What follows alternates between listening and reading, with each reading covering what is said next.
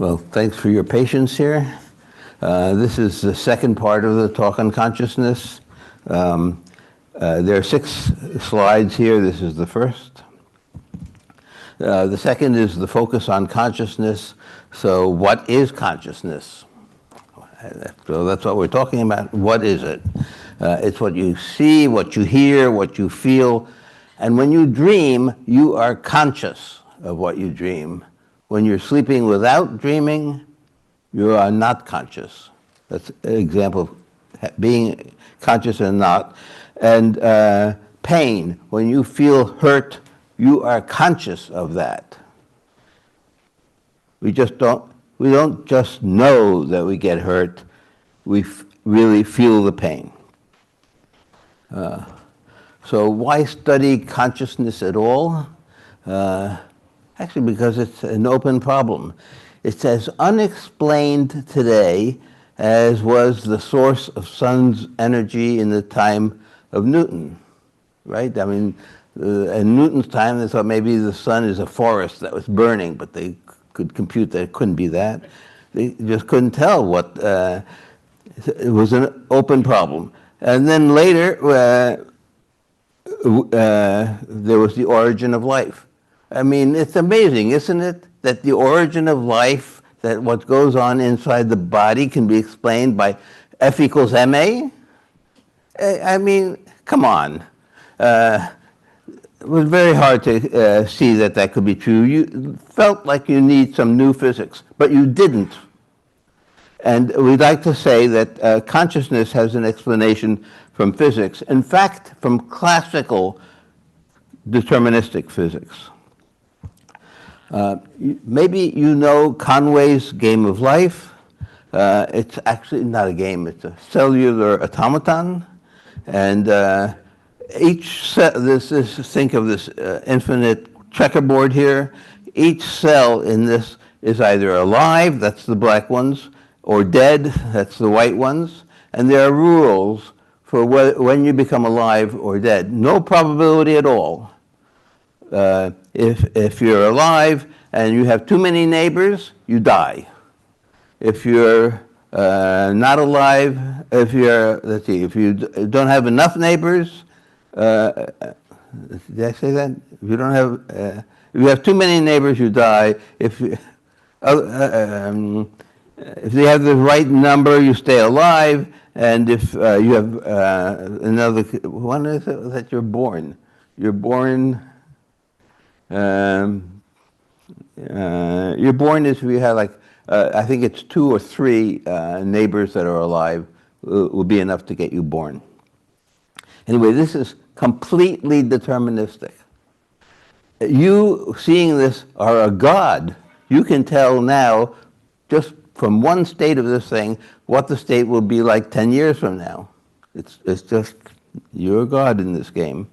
Yet it's very interesting that in this cellular automaton, one can build universal Turing machines. You see these things coming down here, it's like electricity going on along a line. That's part of how the Turing machine is built. You can build a Turing machine, you can build a universal Turing machine, which can compute anything that any function that any other computer can compute. You can build, for the same reason, a self-reproducing universal Turing machine. And in fact, this can be continued, and you can build a world of entities that are essentially the same as we are, essentially indistinguishable from the world as we know it. Just think, completely deterministic. And so, the reason I want this is because I want to argue that even a totally deterministic world can support phenomenal consciousness. Let's see, this is slide 3. I would love to prove that to you, but of course we're out of time. So let me at least show you, prove to you something that's kind of relevant to it. And it's a part of consciousness, and that's the problem of free will. So you know that Samuel Johnson had a very wonderful He lived around the time of Newton. He knew about science. He had a wonderful thing to say about free will. He said, all science is against the freedom of the will. All experience is for the freedom of the will. Isn't that wonderful? It's a paradox. It's been a paradox until now. I'll explain to you what's going on here. I'll explain it like this.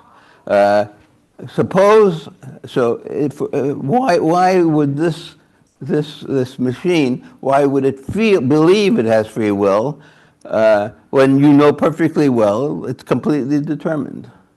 Well, suppose that in this game, the entity is playing, two entities are playing a game of chess.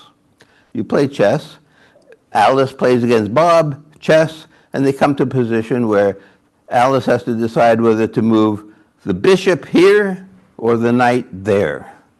And when you play, every so often when you play chess, you get into this position that you have to make a decision. There's very likely that one of them is right, the other one is wrong, and you have to do some computation to figure out which is which. Now, while you're doing that computation, you don't know what you're going to end up doing. That's you don't know until you finish doing the computing. Do you know, or in the time given, what it is you'll do? God, you who created this thing, you do know. You can see them playing. You can tell, compute what it is they'll be doing, what Alice will do in the end. But Alice doesn't know. All Alice knows is that she will do the computation she needs to do to make a decision. A decision that, that seems to be best according to her utility function. And so what am I saying? So I'm saying that during that time that she's doing the computing, doing that computation, she's willing to go either way. She doesn't know which way she'll go. She's willing to go either way. And I'm saying that she will at least know that she has free will. She knows that she can do whichever she decides to do in the end. So, see, completely deterministic, but still Alice would feel she has free will. That's 3. 4, see, what is this?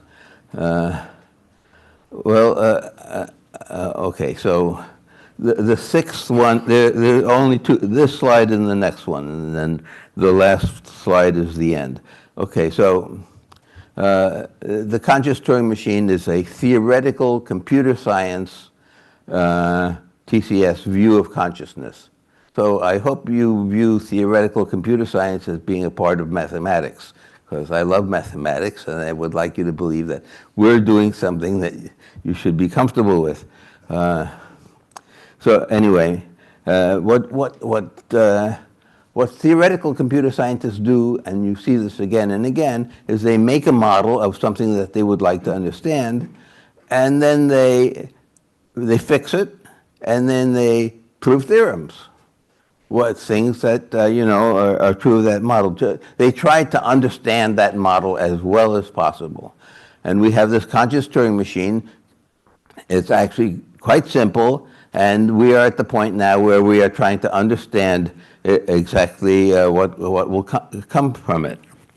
In fact, because it is formally defined, completely specified, it really is a specification for a machine, and we're claiming it's a specification for an artificial general intelligence. Okay, so CTM is an enormous collection of initially disjoint parallel processors. Think multiple Googles and ChatGPTs. Those could be the processors. Lenore mentioned there are 10 million processors in this thing. 10 million because we chose that because there are 10 million cortical columns in the brain. Each one about 1,000 neurons, 10 million cortical columns. Those are our processors, each one very powerful, having the power of a laptop. Okay, so this is the last real slide. How do we check that our model goes in the right direction? How do you check that a model is right when it's talking about something, consciousness, that you can't really measure? And so that's very important for us. We're not very good at guessing. Half the time I discovered that no, the theorem I wanted to prove is wrong. So how is this to be checked? Math checks with proofs, science checks with experiments. How are we to check? We're going to do it like this. First, we're going to, with Occam, as Occam's razor says, we're going to try to make the model as absolutely simple as possible. And in fact, we went through many models. We've been teaching this now for 5 years.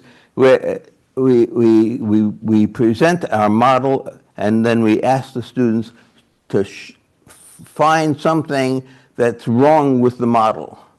Find some way that the model has to be changed in order to make it right. And the wonderful thing is that either what they want it to be able to do can be done without any change in the model, or it requires a great complexity. It makes the model very complex. So and Lenore also mentioned, we really wanted a deterministic model. Wow, I really wanted the game of life to be, and we could not do it. We could not make it deterministic because it's the wrong model. In order to get what you want, you have to make it more and more complicated. It's sort of like this. In the deterministic model, imagine that most of the processors are okay, but take the soldier in war. One of the processors is concerned with pain, and he's been hit with a bullet, and he's bleeding, and he's very much in pain. And another processor is concerned with fear. Oh my God, the bombs are falling. You've got to find a safe place to be. So here are two processors, both with very high weights. And one of them will win. Say one of them has weight 100, the other one has weight 99. The one with 100 will win, and that CTM will be unconscious of the other, completely unconscious of the other, for as long as those weights remain the same, 100 and 99, that processor will be unconscious of the other. And actually, okay, so where are we here? Yeah, okay, CTM aligns with all global theater models. It's okay, look, let's just stop it there. Thank you.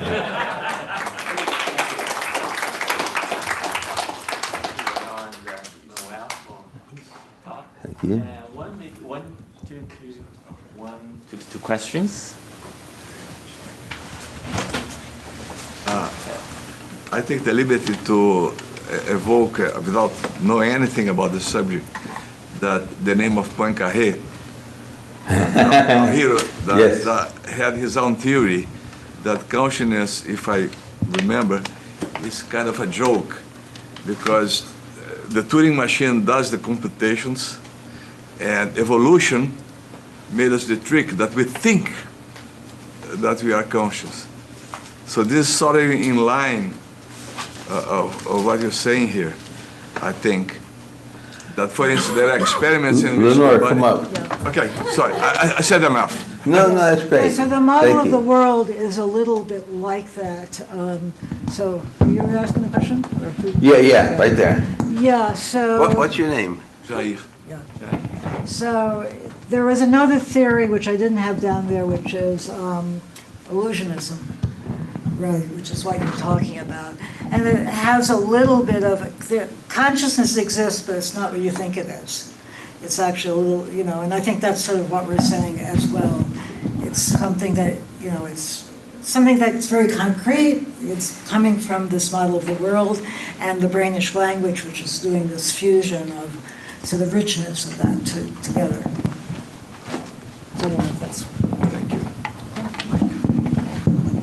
Good question. Yeah. Question. What about building a prototype? Yes, Reading. we are thinking of this as a, we would love to build it. We are thinking of this as specifications for a machine. They are the specs. You know, before you do a complicated program, you have to know what it is you're going to do. We are building the specs. We're not quite finished with it. We still have to, the only part that's missing is exactly what's going on inside the processors, each individual processor. We have a lot of it, but we don't have all of it. Once we're done with the specs, yes, then we're going to ask Michael Schwan to build it for us. Right, thank you. And let's have like a short break. So we'll start at 10:45.